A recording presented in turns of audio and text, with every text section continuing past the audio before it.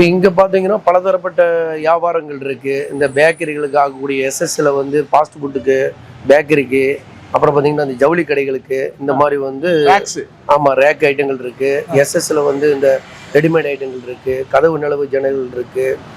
அதுபோக பல்வேறு வியாபாரங்கள் பண்ணிட்டு இருக்கிறாங்க மக்கள். அதெல்லாம் வந்தா ரெடிமேடாவே இருக்கும், வந்து பார்த்தோன்னே வாங்கிட்டு போற மாதிரி எல்லாமே ரெடிமேடாவே செஞ்சு வச்சிருப்போம். இப்போ நீங்க ஒரு வீட்டுக்கு ஒரு பொருள் செய்யணும் அப்படின்னு சொன்னா அதுக்கு ஆளை பிடிச்சி அதெல்லாம் செய்யறது ரொம்ப சிரமம், லேட் ஆகும்.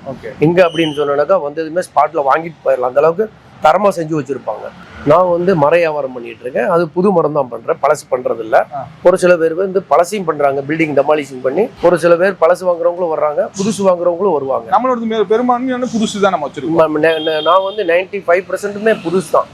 புதுசு அப்படின்னு கேட்டீங்கன்னா ஃபுல்லா இம்போர்ட்டட் ஐட்டம் இருக்கு, நம்ம லோக்கல் நம்ம இந்தியா ஐட்டமும் இருக்கு. அதாவது தேக்குல சொல்றீங்க? தேக்கு வந்து தேக்கு, சாலு, கோங்கு, படாக்கு, இந்த மாதிரி அதெல்லாம் வந்து இம்போர்ட்டட் ஐட்டம்.